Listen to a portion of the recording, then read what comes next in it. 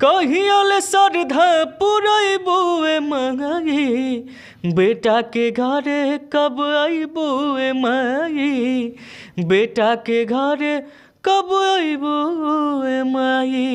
नमस्कार, मैं हूं विनय सिंह मौर्य। आप देख रहे हैं मौर्य टीवी। आज मिलवाते हैं विनय तिवारी जी से, यानी कि पवन सिंह 2 से। स्वागत है विनय जी।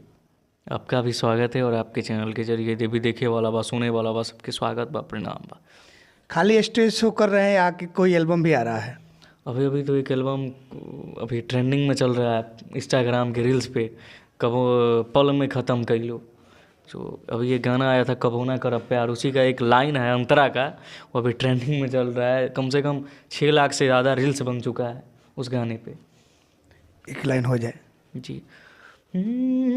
कि पल में ख़त्म कैलो प्यार कई साल के, कह तू तो रख देती दिलवा निकाल के, कि करी ले इंतजार जाता हरा से यार, कि कसम खाइला पछतैबू एक बार। हाल ही में पवन सिंह से मुलाकात हुई, क्या कुछ बात हुई? बात तो भैया बहुत वो दिन बिजी रहनी, बाकी भैया मंच पे बुला के बोलने 2 लाइन हमरा खाती, बस उतना ही काफ़ी बा हमरा खाती। होली का एल्बम आ रहा है, 2 लाइन हो जाए। जी, होली के एल्बम अभी रिलीज़ भइल बा, पल में ख़त्म कैलू होली दिशा म्यूजिक वर्ल्ड से, और काफ़ी 2-3 गो सॉन्ग और आवे वाला बा होली के दिशा म्यूजिक वर्ल्ड चैनल के ही माध्यम से। एक लाइन एगो पवन भैया के गाना बा, वो आपके सुनाए होली के।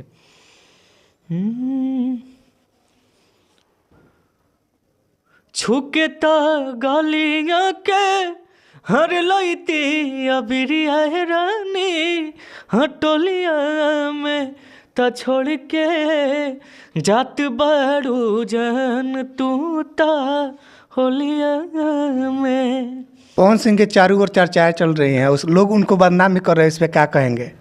ये कुछ लोग के काम होला है कि अब मान ली कि जहाँ 50 आदमी वोटिंग करे वाला बा, तहाँ मान ली 60-70 आदमी जहाँ वोट करला, तो तहाँ 30 आदमी विरोधियों रहेला, तो ओइ पर ध्यान देला की जरूरत नहीं है। बाकी सबके वो जानता कि पवन भैया कहाँ है।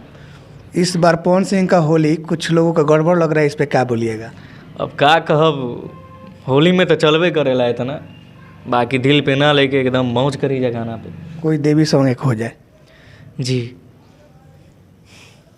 नेह के दिया नेह के बाती दिनों रात जराइला, दर्शन ला तड़पत बा अखिया तोहरा के बोलाइला, कहियोले श्रद्धा पुरैबुए माई, बेटा के घरे कब अइबुए माई, बेटा के घरे कब अइबुए माई। नए सॉन्ग कब आने वाले हैं? बहुत जल्द आवे वाला बा, होली के बाद लगातार लोकगीत आई, एकदम साफ सुथरा आई। जी, जो भी लोग देख सुन रहे हैं उनके लिए 2 लाइन। ये बोलूँगा भैया, क्योंकि आप सबके ही हाथ में बा, जीरो से हीरो बना दिहल और हीरो से जीरो बना दिहल, तो प्लीज़ जे भी अच्छा करता, जे भी अच्छा करेला, सबके सपोर्ट करी और हमके भी सपोर्ट करी। दिल से प्रणाम बा आप सबके। अगली वीडियो में मिलवाएंगे किसी और से, तब तक के लिए धन्यवाद।